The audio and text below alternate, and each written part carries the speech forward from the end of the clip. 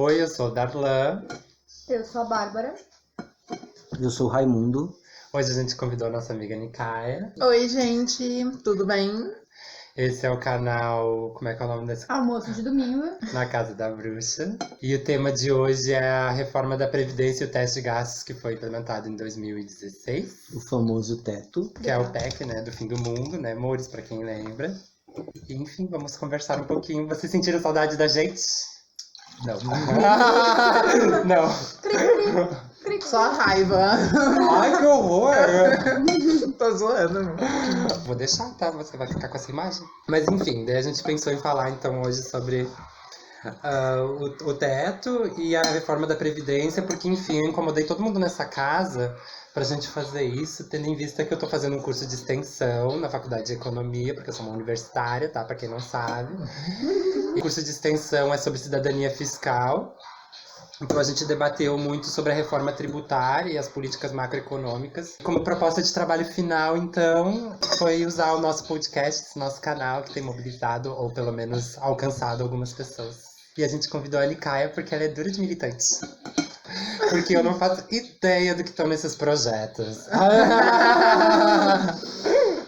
Então, eu sei algumas coisinhas. Sempre interessante ver, né, o site em que existe o projeto, pelo menos, né, escrito. Uhum. Mesmo que a gente leia juridiquês, sempre tem algum comentarista, né, que faça esse papel de desanuviar, assim, um pouco, né, o que isso significa. Porque na prática eles não querem que a gente entenda. Uma coisa interessante é que o teto de gastos, ele não é um tema só que a esquerda tem debatido. Até a direita menos progressista também tem debatido se esse teto ele é válido, porque, enfim, ele pode ser um dos métodos para o Bolsonaro cair. Ele mesmo, há um pouquíssimo tempo, veio falar que matematicamente o teto de gastos não é possível. Depois o Paulo Guedes se pronunciou e aí ele voltou atrás. Enfim, a gente vai tocar num assunto, talvez o único assunto onde a gente concorde, de certa forma, em um pedaço com o Bolsonaro. Então é um tema bem aberto para todos, na real. É. E principalmente para os progressistas, né? Quero retomar o que a Bá falou, porque muitas vezes os textos na internet sobre as reformas, tanto da Previdência quanto da PEC, nem sempre são fáceis de se achar, às vezes a gente acha. E a linguagem jurídica ela não é uma linguagem tida para ter conhecimento, ela é uma linguagem bastante restrita. Então, às vezes é muito difícil compreender. Eu consegui ler na época que estava passando a PEC, que ela garantia, de certa forma, uma autonomia para a União estabelecer o quanto ela vai gastar em determinados gastos. E eu lembro que o artigo 202 da Constituição diz que 18% do orçamento da União tem que ir para a educação. Ai, eu tenho vários ganchos, eu vou usar então esse momento, tá? Primeiro porque, assim, ó, a questão da Previdência, a gente até chegou a ver nesse curso que eu mencionei agora há pouco, mas era antes da votação, foi antes da votação da Câmara, né? Do Congresso. Então, ela foi alterada, logo eu já não sei quais são os impactos atuais que essa reforma da Previdência tem. E agora também foi votado no Senado, se eu não me engano, essa semana, terça-feira. Eu também não me atualizei em relação a isso, esse é só um adendo. Em relação ao teto, assim, ele é bastante cruel, porque ele faz justamente isso, né? Ele congela sobre gastos de políticas sociais, então envolve bastante educação, saúde e todas essas paradas. E realmente o que tu falou dos 18% é o que chama-se na economia de despesa vinculada, né? É uma tributação vinculada, ou seja, a receita que entra de determinados tributos, impostos, estão vinculados diretamente com algumas políticas sociais que historicamente não tinham investimento e não tinham um olhar do enfrentamento à desigualdade social. Inclusive, o que tá vindo pela frente, além da reforma da Previdência, é a reforma tributária. E que reforma tributária é essa? O plano A é fazer uma reforma tributária em contas correntes, né? Ou seja, em relação a transferências e a saques, se eu não me engano. O que vai ainda prejudicar de novo a população que lida com consumo, né? Que é a população pobre. E o plano B do Guedes, caso não vá para frente o da tributação em relação aos bancos, né? O que vai ser ruim até para os bancos. Então, provavelmente, a gente vai para o plano B, que é o de desvincular as contas. Ou seja, o Estado atualmente está reduzindo as contas discricionárias, ou seja, os impostos não vinculados, né? Por isso que a gente está tendo cortes e contingenciamentos. A gente está desvinculando o quê? O dinheiro que não é obrigatório. É esse dinheiro que está sendo cortado atualmente das contas do governo e por isso que está esse caos. Porque a gente tem o teto e os que não são obrigatórios estão sendo cortados em detrimento do cumprimento do teto de gastos. Agora, o nosso setor de economia está pensando em, bom, a gente precisa cumprir o teto. Como é que a gente vai cumprir o teto? A gente vai desvincular aqueles que são obrigatórios. Então a gente não vai passar os 18%, a gente vai passar os 15%, os 10%, os 9%, os 8%. Isso vai comprimir as despesas para cumprir o teto. Isso é, mais uma vez, uma política perversa. Né?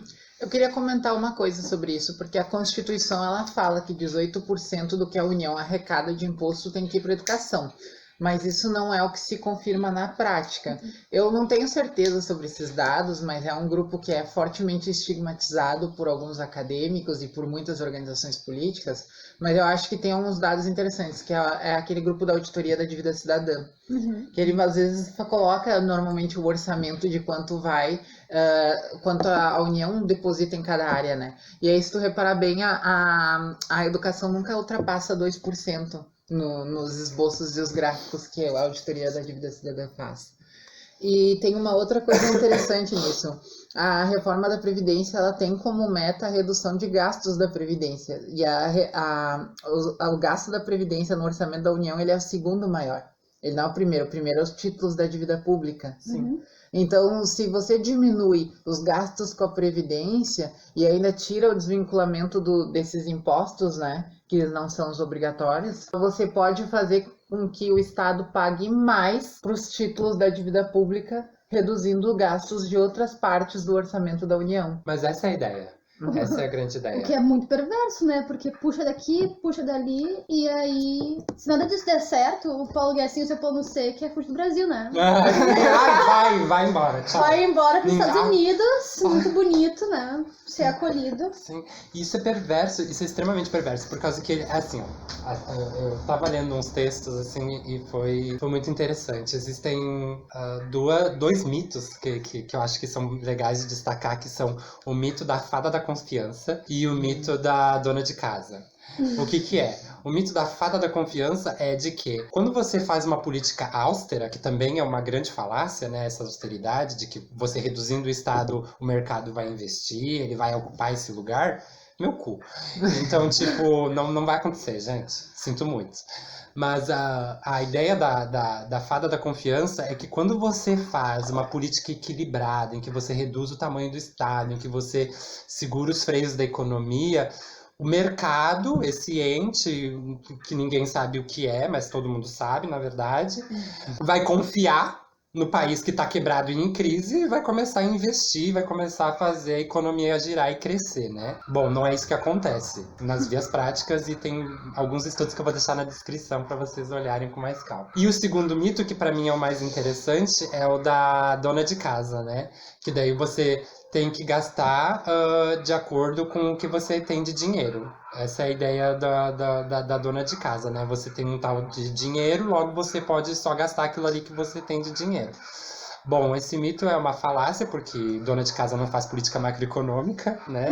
Não emite moeda, não pode ter controle sobre a tributação de como se arrecada os recursos, né? Ela tem o salário dela no máximo e é isso, entendeu? Agora o Estado ele tem o poder de transformar e reconfigurar a sua base tributária, o que a gente sabe que não tem como conseguir. E também a gente tem como controlar a taxa de juros, né? Então, tipo, qual é a dona de casa que pode dizer hoje a Selic vai subir ou vai descer?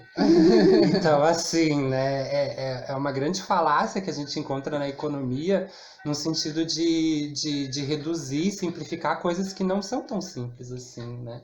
E de criar alternativas que para eles dizem que são as únicas alternativas. Porque a gente tem que reduzir o teto, porque a gente tem que controlar as finanças, porque o governo petista gastou muito com política social e não sei o que, não sei o que, não sei o que. Olha o descontrole das contas públicas. Olha isso aqui, esses vovô aqui que estão se aposentando com 65 e estão vivendo até os 80. Tá tendo um déficit, sabe? Tipo, gente... Por favor, não, né? Tem um monte de coisa que a gente pode estar fazendo. Tributar os ricos, quando é que vai acontecer? Tirar a tributação sobre o consumo, que é a grande parcela da nossa tributação. Porque a gente... Eu lembro de tô nervosa já! De pegar aquelas revistinhas que chegam do correio, seja lá daqueles atacados grandes, assim. E esses tempos até rodou, assim, no Facebook, assim, a diferença do valor dos produtos básicos. Tipo, sei lá, um cacetinho custava 99 centavos, 50 centavos, 10 centavos. E hoje aumentou muito, assim, o valor de um produto, sei lá, básico, que tava no café da manhã de qualquer um, sabe? Sim. Hoje a gente compra pão de forma porque é mais barato. É interessante, não sei se tem a ver com o assunto do teto. O Dan trouxe esse assunto dessa economia mais domiciliar, e a Bá acabou de falar sobre o gasto com alimentação, mas a POF, que é uma pesquisa de orçamento familiar do IBGE, desse mês, ela revelou que pela primeira vez na história, o gasto com transporte ultrapassa o gasto com alimentação na família brasileira. O principal gasto é o gasto com moradia, depois vinha a alimentação, sempre em segundo lugar, e em terceiro lugar, transporte. O presidente do IBGE, o diretor do IBGE, não sei qual a denominação, ele se refere a isso dizendo que o transporte é um gasto que tu não tem como fazer uma escolha, enquanto na alimentação tu vai tentar ao máximo comer o que tiver de menor valor, né? Então é bem interessante, visto que em 2013 a gente fez várias movimentações em relação ao transporte e à elevação desse valor, e agora em 2019... esse mesmo assunto volta como um dos maiores gastos para a família brasileira, né? Que doido, né? Tipo, o que é outra falácia, né? Como se, tipo, o pobre estivesse gastando num monte de coisas fúteis, tá ligado? E, na real, tipo, só precisa ir pro trabalho e voltar.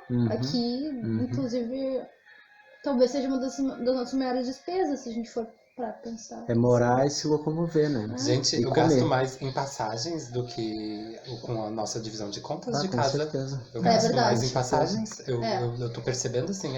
E isso que eu pago meia! Eu pago meia e eu gasto mais do que eu gasto aqui, entendeu? Vocês têm noção disso? É muito perverso. E tudo tá ficando cada vez mais perverso. Tipo, a carestia de vida sempre começa... É o que tá pegando mais agora, né? Sim. E tem uma desproporcionalidade muito grande do acompanhamento dos valores do salário com o da inflação. Isso é o que torna, eu acho que acentua essa perversidade. Porque se o salário ao menos acompanhasse a inflação, de certa forma ia se manter uma proporcionalidade do quanto você ganha e o quanto você gasta. Mas se o salário não acompanha a inflação só vai subindo e o salário se mantém no mesmo limite, você começa a não ter mais dinheiro para comprar as coisas básicas, né? E aí é uma coisa interessante, porque foi incluso na Constituição o transporte como um direito, porque antigamente não era. E é só parar para pensar quem é que vive sem transporte, não tem como viver sem transporte. Sim. Quem não usa o transporte público acaba usando um transporte pessoal, seja esses agora, tipo, bicicleta, skate, patinete. Skate. É que agora, né, virou moda do Itaú, tá oferecendo esses O negócios, né? skate do Pra quem mora no futuro. centro. Pra quem mora no Pra quem mora no Pra quem centro. mora no centro, né? Mas, tipo, a galera... E daí, claro, tem a galera que usa o carro, que tem os seus próprios meios de locomoção mais pessoais, assim. E várias coisas nesse sentido. Eu não sei se o salário, ele acaba sendo readequado. Eu sei que esse último foi, né? Esse último reajuste foi abaixo da inflação, mas ele teve sempre o hábito de acompanhar a inflação, os reajustes, né? Porque era indexado, né? O aumento do salário mínimo com o índice de preços. Mas um grande problema é que o tributo, a nossa carga tributária, o que é uma carga tributária, né? Como é que a gente tributa? Como é que o Estado financia as políticas públicas que desenvolve, né? Tem que arrecadar, porque para ter saúde, para ter educação, precisa ter dinheiro, né? Não é nada de graça, apesar da gente usufruir de forma gratuita. Mas, para financiar isso, precisa de tributos. O que são os tributos, né? A gente tem as taxas, que são despesas vinculadas com aquilo que a gente já faz, por exemplo, a taxa do lixo. O que a gente paga de taxa do lixo é para que venha aqui recolher o lixo na nossa porta e a gente não morra de saneamento básico, né? Uhum. A gente tem a taxa de luz para a gente ter a nossa iluminação. Isso são taxas, são vinculadas, logo, né? Tá tudo aí, né? Daí tem outros tipos de tributos, mas os mais interessantes são esses, que são a taxa e os impostos. Os impostos, eles poderiam ser sobre renda, patrimônio, né? E consumo. A gente não tem a carga tributária mais alta, gente. Dizem que o Brasil é onde se paga mais imposto. Não, a gente não é o país que paga mais imposto. Só que a gente é, sim, o país, ou um dos países, que mais paga imposto sobre consumo. E consumo é a comida. É o papel higiênico que tu vai comprar no mercado. É o mercado, gente, é o mercado, sabe? É o mercadinho ali da esquina, tu tá pagando tributação sobre consumo. Isso faz diferença num salário de R$1.000, num salário informal de R$400, R$500. E vai fazer diferença num salário de uma pessoa que recebe 10 mil. Tem toda a diferença. Todo mundo tá pagando o mesmo tributo. Ele é extremamente regressivo. Uhum. Enquanto isso, a gente tem a de patrimônio. Gente, a de patrimônio é vergonhoso. É vergonhosa a nossa de patrimônio. Ou seja, a pessoa que tem uma mansão, ela não tá pagando por ela ter essa mansão. Uhum. Ela não paga tributação. A gente não tem uma tributação progressiva em relação ao patrimônio. Agora que a Prefeitura de Porto Alegre começou a pensar sobre o IPTU, né, que é esse nosso imposto sobre patrimônio, né, sobre a moradia. Sim. Tá um pouco melhor. Tu paga mais de PVA de um carro do que muita tributação, enquanto tem gente milionária que tem um helicóptero, um jet ski, um barco e não tá pagando imposto nenhum. Nenhum. É isento. Né? Automóveis, né, são de luxo, são isentos de tributação. E imposto sobre a renda é regressivo. Porque a gente tem poucas faixas do imposto de renda, né, para quem faz da folha. Não se tributa lucros e dividendos sobre uma suposta bitributação sobre o mesmo negócio, né? Mas tem que estudar economia de novo, se usar esse argumento, porque é um argumento burro. Então, a gente já financia as nossas políticas públicas de forma perversa, né? Uhum. Então, quem tá pagando pelas políticas públicas são as pessoas pobres. Elas vão continuar pagando por essa tributação que tá indo pro Estado e não vão mais receber as políticas públicas. Você entende de quão irracional isso é, assim? Isso é draconiano. Draconiano. Aprendi essa palavra, eu achei chique. Muito chique. E o que tu disse reflete muito o controle de uma classe social sobre o Estado, né? Porque a gente tem essa ideia de que o Estado, as pessoas, não todo mundo, mas tem a ideia de que o Estado é imparcial, de que o Estado garante o interesse de todos e o bem de todos, porque ele apresenta uma norma jurídica para isso, né? Uma Constituição que fala isso, mas na prática o Estado está beneficiando, através da sua gestão de políticas públicas e seus impostos, os interesses de uma classe social só. Que é bastante... acaba sendo o que a gente chama de patriotismo, né? Porque, por exemplo, os capitalistas de risco dos Estados Unidos, né? A gente tende a pensar que eles seguem um modelo liberal, à risca, né? Mas, na verdade, eles agem de maneira bem protecionista quando o mercado está desfavorável. É o exemplo agora recente da crise que deu do Oriente Médio, né? Que, enfim, né, um dos investidores principais ali no Irã estava com risco ali de uma guerra, de uma intervenção militar. E aí o mercado começou, esses capitalistas de risco começaram a investir mais em negócios internos do que em outras partes do mundo, assim. E fora o fato que os Estados Unidos, gente, eles tributam renda, tá, meu bem? Eles tributam patrimônio mais do que a gente, né? Não vamos ficar de palhaçadinha assim, ó. E eles ofertam um estado de bem-estar social bem pior do que nós. Mesmo com essa tributação que é progressiva. A tributação deles é progressiva. Sim. Né? Eles têm uma outra lógica de estado de bem-estar social, mas que é liberal, né? A gente não pode esquecer que a ideia de estado de bem-estar social é uma ideia liberal. Mas os Estados Unidos, eles tributam mais. Então, se tu for com o teu patrimônio pra lá, vai vendo. Vai vendo. Eu ia te fazer uma pergunta, qual é a razão que tu distingue para a execução do estado de bem-estar social norte-americano ser diferente do estado? Eu não consigo dizer que teve um estado de bem-estar social no Brasil. Embora muita gente considere o PT próximo a isso. Eu acho que o PT, com tudo que conseguiu fazer, fez políticas de forma muito frágil, sabe? Se a gente for falar, por exemplo, eu lembro muito bem que antes do PT se falava muito de fome no Piauí. Era um assunto... Mas quando a Dilma foi impeachmentada, foi golpeada, eu lembro de conversar com meu pai, ele tá preocupado, e ele disse assim pra mim: mas filho, não te preocupa, que fome a gente não vai passar. Ou seja, a fome ainda era um assunto, sabe? E o Lula, ele veio com essa política de fome zero. Mas não fez políticas dentro do Estado, não fez mudanças concretas dentro do Estado para que o povo não voltasse a passar fome. Sim, tiveram políticas bem interessantes, como Minha Casa Minha Vida, o Bolsa Família, o Fome Zero, mas isso só foi um risco, né, dentro do bem-estar que se conseguia.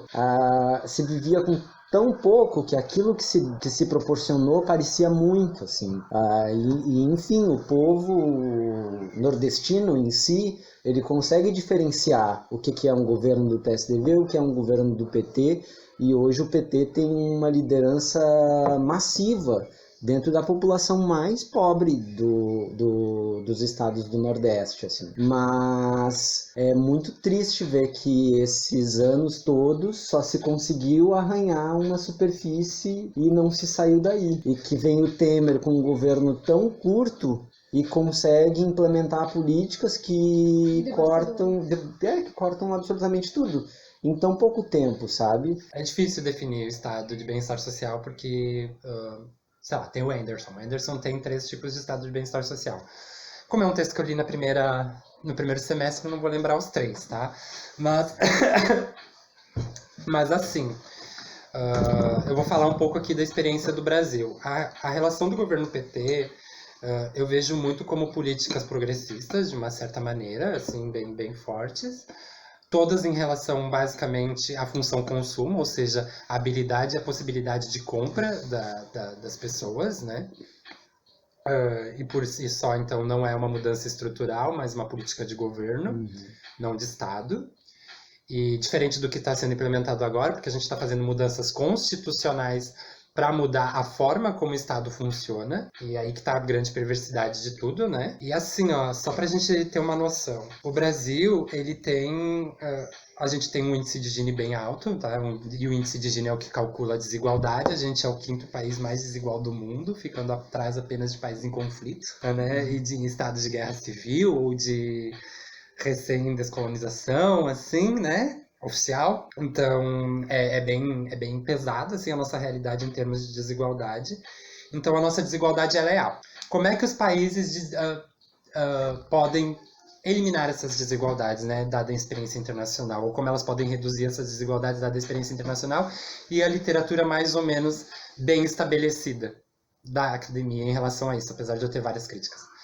É de que tu pode fazer transferências diretas, o que se traduz, por exemplo, a política do Bolsa Família, né? Uma transferência direta que tu tá fazendo para as pessoas, mas não só. O BPC, o LOAS, a própria Previdência, a aposentadoria, são recursos diretos que você injeta, e isso faz que as pessoas tenham os recursos, né? Para poderem viver neste mundo capitalista, onde você precisa de dinheiro para estar vivo. E temos as políticas indiretas. O que seriam as políticas indiretas? As políticas indiretas são justamente essas: saúde, educação, porque como você não precisa gastar diretamente com essas políticas, são coisas que você, né, mantém estável a sua renda, por exemplo, né? Você não vai pagar uma consulta de R$200 num médico, você não vai pagar a escola particular para uma criança, para um adolescente, enfim, para quem precisa do ensino.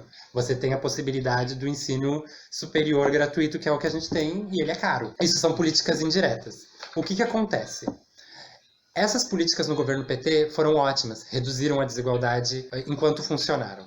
Mas é problemática, porque elas não têm mudança estrutural. Por exemplo, a nossa tributação, como eu disse antes, ela é regressiva, né? A gente trabalha com consumo. Logo, todas as políticas que são financiadas, elas são financiadas basicamente por consumo. Então, toda aquela desigualdade que poderia ser diminuída radicalmente, ela acaba aumentando, porque quem está financiando isso são os próprios pobres.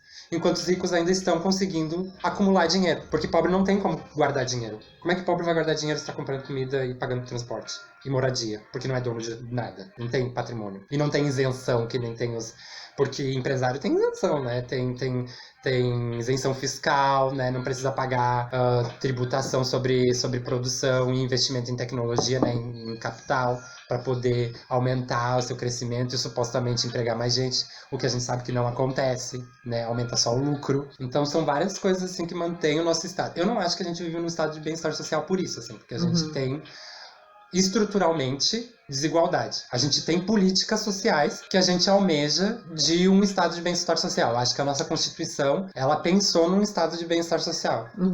Pelo menos em termos de gasto, em termos de despesas, né? No que dá para a população de volta. Mas em termos de arrecadação, não. Eu acho que não. A gente não tem um estado de bem-estar social. A gente tem um estado de um país em conflito com guerra, né? Colonial, imperialista. Então, assim... É mais ou menos nesse sentido que eu vejo, assim. Eu até tinha botado aqui uma pergunta, que estado queremos, né? O que a gente quer da nossa sociedade? Porque daí a gente fala desses países ricos que são meio podres, assim, a gente, não vou fazer essa ressalva, apesar de não explicar, da França, Alemanha e Suécia, né? O que esses países têm em comum? Além do bem-estar, né? Como é que eles produzem o bem-estar? Com tributação, gente.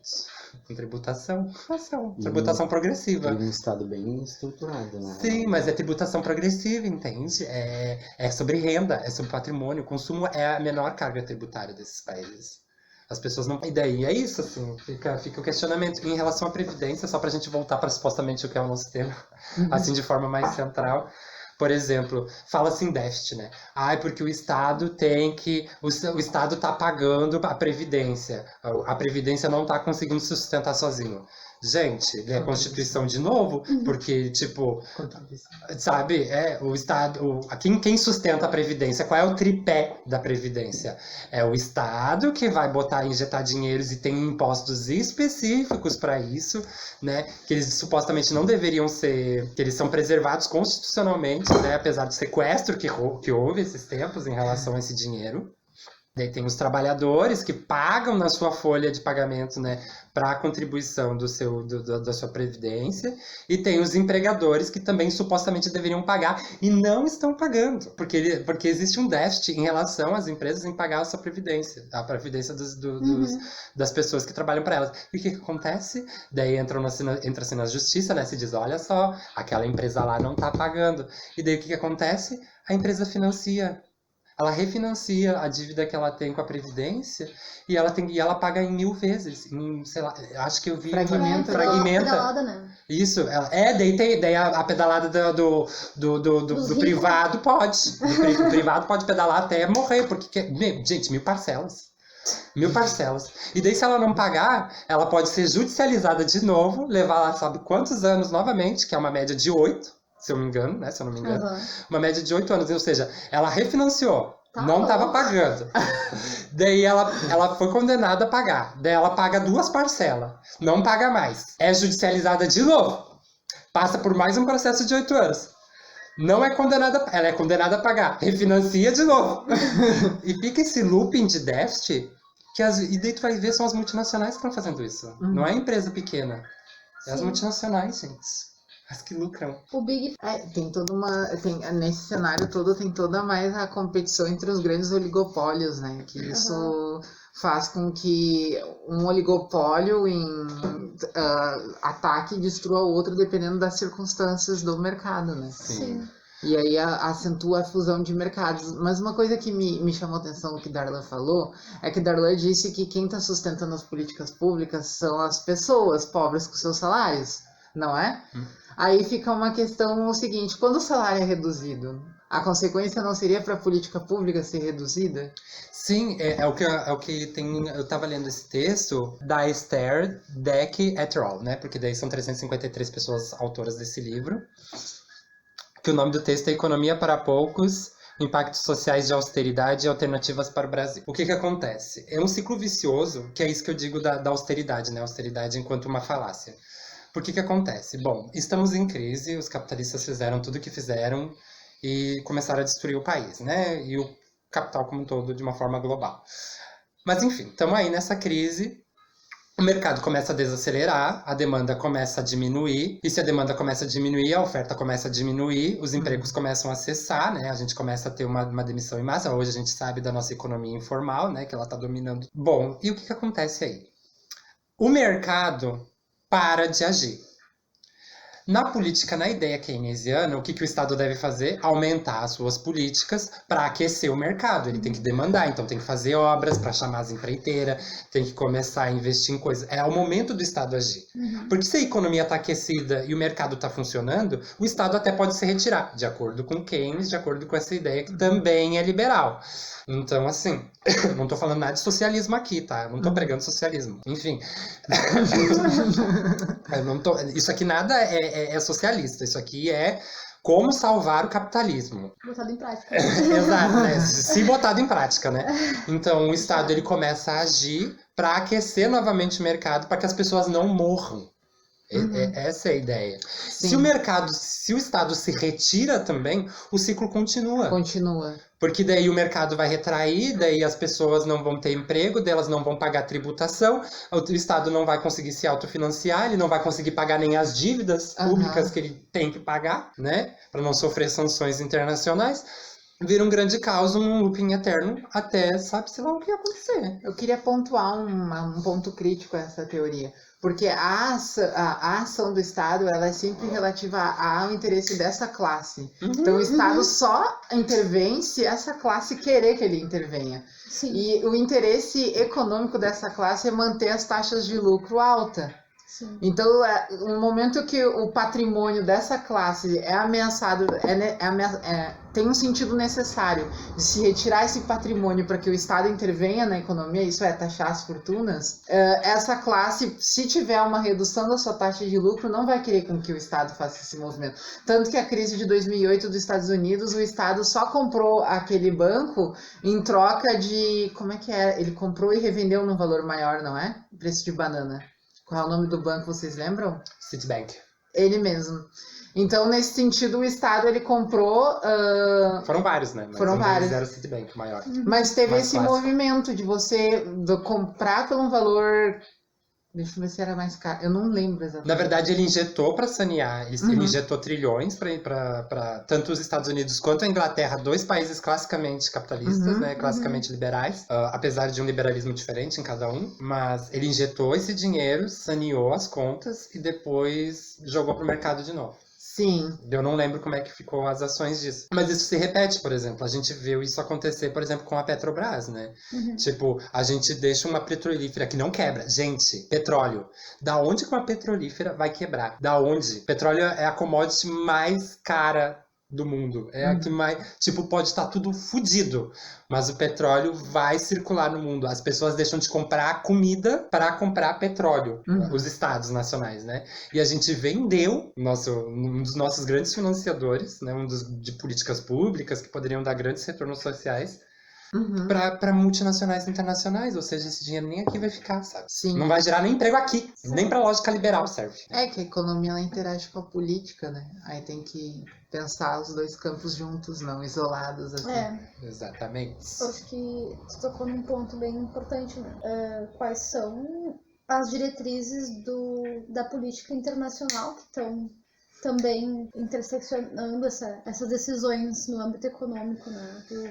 Qual é o giro que está se fazendo, assim, dentro do estado de coisas, assim, para que haja essa decisão que é completamente contra os nossos próprios interesses, assim. Sim. Países ricos, os que sempre dominaram a loja. Sempre não, né? Porque, enfim, teve algumas mudanças ao longo dos últimos séculos em relação a quais são os países hegemônicos. Mas os países hegemônicos vigentes, eles têm uma política internacional muito perversa, né? De precarizar os países, de destituí-los, né? Porque a gente tinha um Brasil que estava bem quando teve toda essa crise, né? A gente tinha uma taxa de desemprego a 5%, né? Que é uma taxa de desemprego a números naturais, de acordo com a economia internacional, né? Estabelecido de tipo, é um número relativamente tranquilo, o Estado consegue financiar a vida dessas 5 milhões de pessoas, né? Diferente de 14 milhões É a época em que a gente vive hoje. a Europa mais espanhola e portuguesa estava vindo para cá também, né? Como uma busca de emprego e tal. Então, como é que daí, quando esses países subdesenvolvidos, né, o que eles chamam de subdesenvolvidos ou em desenvolvimento, seja lá qual é a nomenclatura que eles querem dar para os países que foram, na prática, colonizados e explorados até atualmente. Ao fim e ao cabo, é um termo mais ou para, digamos assim, amortecer, né? É um eufemismo, né? Um eufemismo. E daí tá, ok. E daí então a gente tem quando esses países conseguem alavancar, como foi o caso do Brasil, né, que virou uma grande economia global e referência, que estava querendo inclusive entrar no Comitê de Segurança da ONU, que é o mais estratégico, mais poderoso dos conselhos, né, das cúpulas de tomada de decisão em âmbito internacional,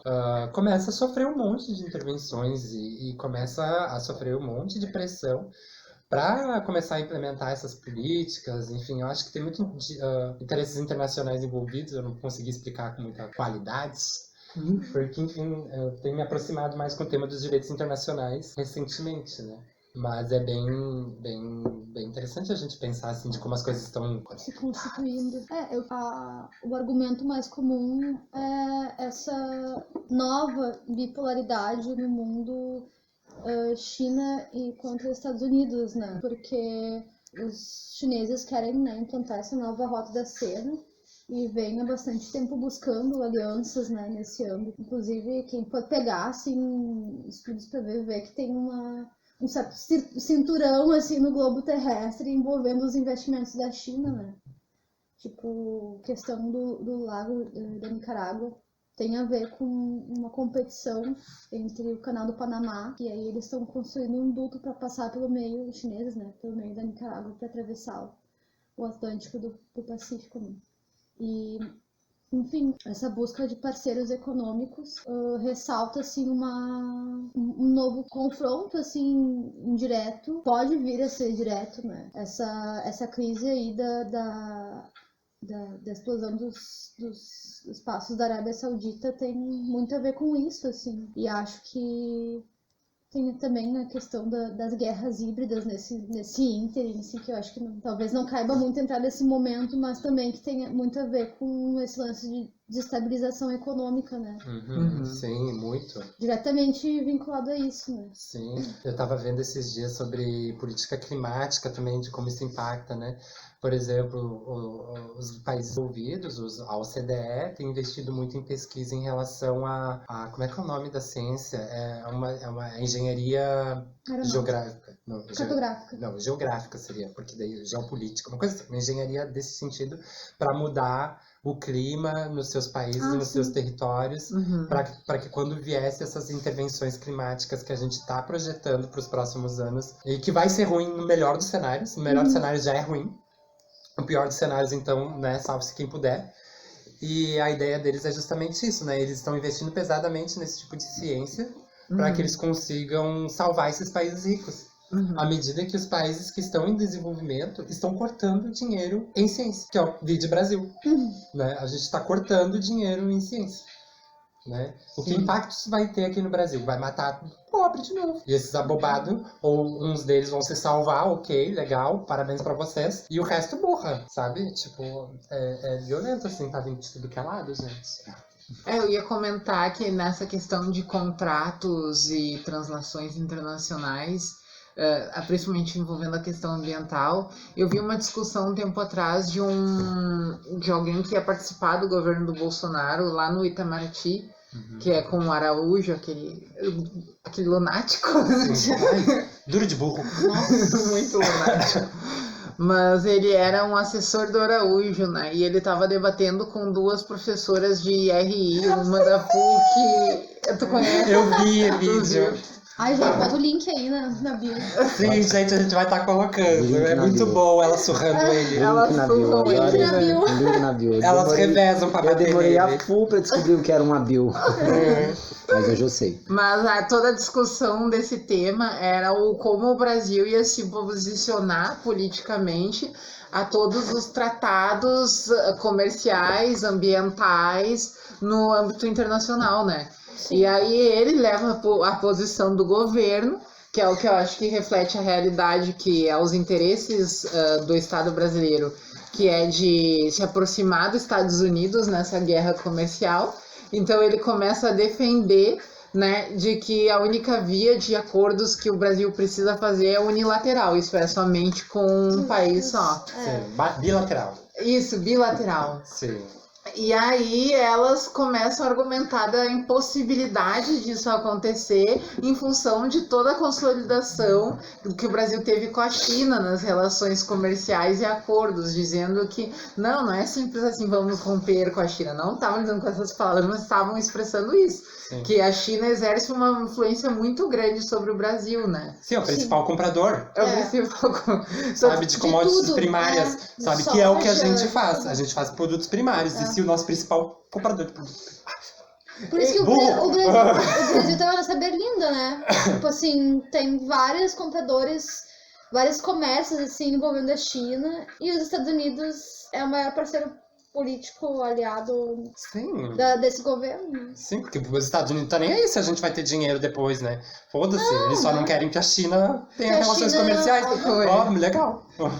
Eu fico refletindo que a briga na Venezuela, ela também tá circunstanciada na relação entre Estados Unidos e China também. Porque uma das questões que envolvem a Venezuela é as relações comerciais de petróleo que ela tem com os dois. Sim. Porque os Estados Unidos, se dependesse da vontade política dele, a Venezuela só exportava petróleo para ele, não para a China. Mas no meio dessa guerra comercial e desenvolvimento de tecnologias novas, é perigoso para os Estados Unidos com que a China acumule alguma forma de matéria-prima.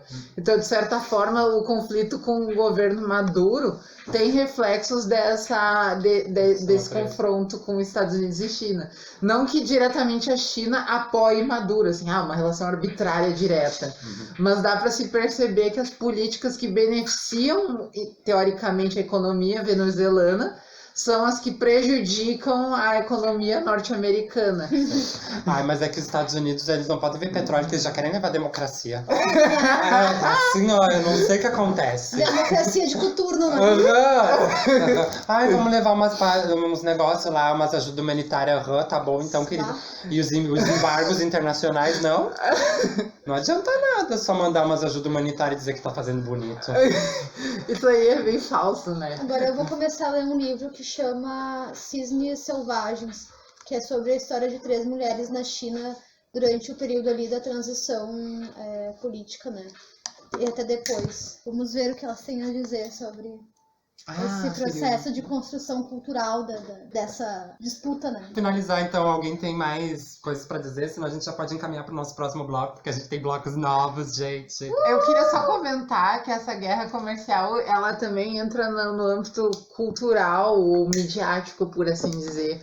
Tá. Porque o Olavo de Carvalho, ele é um bom exemplo de como alguém que se posiciona dentro dessa guerra, assim. Ele tem uns vídeos que ele fica alertando sobre a ameaça da China no Brasil. Não sei se vocês já viram, é bem interessante. Sim. Eu vi isso. Tá, gente, mais alguém quer comentar ainda, fazer um desfecho sobre essa parte? Que era pra gente falar sobre, né, coisas internas, a gente falou sobre coisas externas, a gente falou sobre o que era pra falar, sobre o que não era pra falar. Eu queria falar só mais uma coisa pra finalizar. Fala! Não é pra finalizar não, Não, pra finalizar o assunto do primeiro bloco. Eu sempre quis entender, e eu ainda não sei, como os argentinos conseguiram barrar a reforma da Previdência, como os argentinos conseguiram fazer um movimento de mulheres em relação ao aborto, e como os argentinos conseguiram, no meio de um processo de retrocesso, eleger um liberal e não um fascista. E retirar esse liberal logo na sequência, porque ele já perdeu uma das eleições e vai perder agora em outubro de novo. Sim, né? as primárias, né? Eu não sei a resposta. Talvez no próximo podcast Ou alguém aqui saiba em 5 minutos me dar uma força. Alguém tem essa resposta? Eu não tenho, gente. Não. Eu não tô preparada. Eu dei uma observada, assim, no caso da Argentina também, porque eu acho que ele é um exemplo melhor pra gente, assim, e mais próximo. A Argentina, ela tem um histórico de movimentos sociais muito forte, né? E durante o governo de la Rúa, que foi o governo que instituiu lá as políticas de austeridade, que pareou o dólar e tal, acabou encarecendo muito, tipo, a vida. Tipo, sei lá, as pessoas publicavam receitas de como cozinhar gato, assim, nos jornais locais, sabe? De tanto que era o nível de miséria, assim, da população. E através disso se criou uma cultura política progressista, assim, e massiva, sabe? Acho que a mesma coisa aconteceu também no Chile, assim, dessa cultura popular progressista, assim, que infelizmente eu acho que veio através desse empobrecimento generalizado, assim, da população. Então, acho que tem a ver também com o âmbito cultural, não tem uma resposta. Acho que tem outras respostas, talvez, em outros âmbitos, mas eu acho que esse âmbito da cultura política seja algo que tenha ficado, assim, que tenha permanecido, talvez, e que talvez com essa questão da classe média se sentir mais identificada com o de cima, possa ser uma das sugestões para o que trouxe o pessoal como o Macri de volta, né? Bom, gente, então é isso, assim, ó, só pra... Não é pra desligar. Não, eu só vou aproximar. Assim, ó, se você tem complementos ou outras dimensões que possam explicar as perguntas do Linhares, comenta aí. Ou se você quer que a gente faça podcast sobre o tema também, comenta, deixa aí na caixa de comentários, né? E acho que é sempre bom, né, pedir pra você deixar aquele seu like, né? Compartilhar com as amigas, com os amigos, com os migues, né? As pessoas que você acha que deveriam estar ouvindo sobre essas reformas. E no grupo da família, do WhatsApp, aquelas que são bolsonaristas, joga no grupo. Joga que a gente fala, tá? Enfim, agora acho que chegou o nosso próximo momento, né, amores? Mas na verdade, o nosso próximo momento seria aquele de indicações. O que vocês indicariam para as pessoas que estão nos ouvindo hoje? Dentro do âmbito da história tem um site que chama Café Histórico, que é um site de divulgação pública, de trabalho com história pública, e torna essa dimensão histórica da crise econômica, né? O que chamaram de crise, né? Mais acessível em termos de um processo histórico, né? Eu recomendo que sempre dê uma olhada no grupo da Auditoria da Dívida Cidadã, porque lá tem informações bem importantes sobre os orçamentos da União e como os bancos interagem dentro do nosso estado. Eu até gosto de ver os percentuais, porque cada mês vem um percentual novo, né? Mas é claro, sobre uma receita diferente, isso é importante pontuar. Eu tenho um quadro da Fatorelli, a Tri. A Fatorelli ela fez a dívida pública de algum país do Equador, Central. Que tá agora em crise também, né? Tá tendo várias rebeliões populares. Eu vou indicar, então, o material do meu curso de extensão, né? Eu espero que seja aprovado. O texto, assim, que eu usei com bastante referência à reforma tributária necessária, tá? Porque ele dá várias alternativas para além dessas políticas austeras. A gente pode ter um bem-estar financiado pelos ricos, né? Que tem dinheiro. Também tem a questão vou dar alguns lugares, né? A ANFIP, que é a Associação Nacional dos Auditores Fiscais da Receita Federal do Brasil, tem publicado materiais bem interessantes. A FENAFISCO, que é a Federação Nacional de Fisco Estadual e Distrital, que também tem se engajado bastante. A plataforma Política Social, eu acho que ele é bem bom, assim, é um lugar que tu consegue ter vários dados bem bons e bem mastigadinhos, tu pode ver, assim, várias coisas muito massa. E é isso, assim, né, gente? Vamos fazer uma reforma tributária que seja solidária, tá? Que seja baseada na solidariedade, que seja baseada na justiça fiscal. Eu acho que é isso, assim. Cidadania de classe. Aquela que nunca existe no Estado. É isso. Tá, gente? Foca em mim que eu ainda quero salvar o capitalismo. Ah, louca, mentira. De acordo com essa disciplina, eu quero. Tá? O que tu vai indicar, dona Linhares? Eu indico ouvir o CD do Vitor Ramil, A Estética do Frio, que se tiver algum nordestino me ouvindo e quiser entender um pouco dos gaúchos, esse cara ele consegue traduzir nesse CD o que é essa cultura e tal, e desmistificar um pouco do que foi criado de cultura gaúcha e trazer pra gente nordestina um pouco de atração pelo povo e por tudo que foi criado aqui e tornar essa cultura gaúcha um pouco mais popular. Vitor Ramil é maravilhoso, maravilhoso mesmo, um dos grandes artistas na atualidade, e esse CD é lindo. Tem uma música chamada Ramilonga, que é uma beleza de ouvir, assim. Então fica a dica forte. De milonga, vou me carregar. Olha, massa. Calma aí, última parte então, só pra gente finalizar do nosso momento, seria um momento de intimidade. A gente tem aqui 36 perguntas, tá? Que estão dentro de uma caixinha pra você que não pode nos ver. E a gente vai sortear, eu vou pedir pra nossa convidada sortear. E a gente tem que fazer o que tá no papelzinho, tá? O papelzinho vai ter uma pergunta, ou pra dizer que a gente cite, enfim, a gente vai ver o que vai ser sorteado e daí todo mundo tem que falar. Escolhe um, amiga, é só um. Se você pudesse mudar algo sobre a forma de como foi criado, o que seria? Eu ia tirar um pouco da moral cristã que tem na minha família.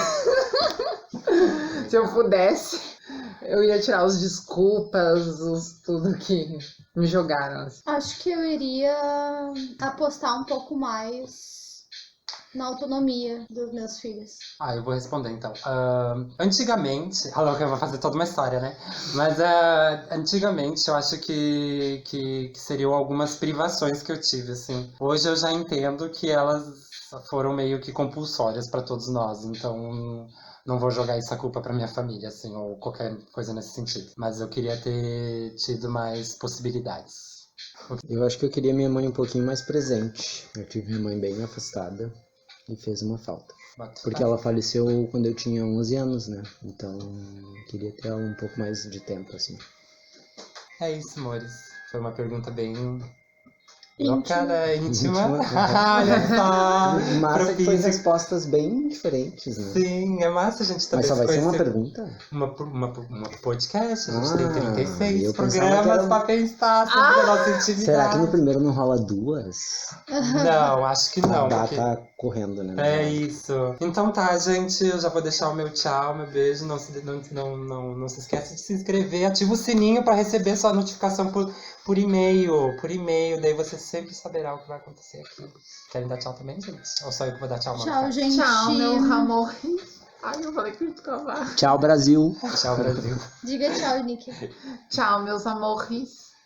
Tchau, gente. Internacional também, a gente sabe que tem gente escutando.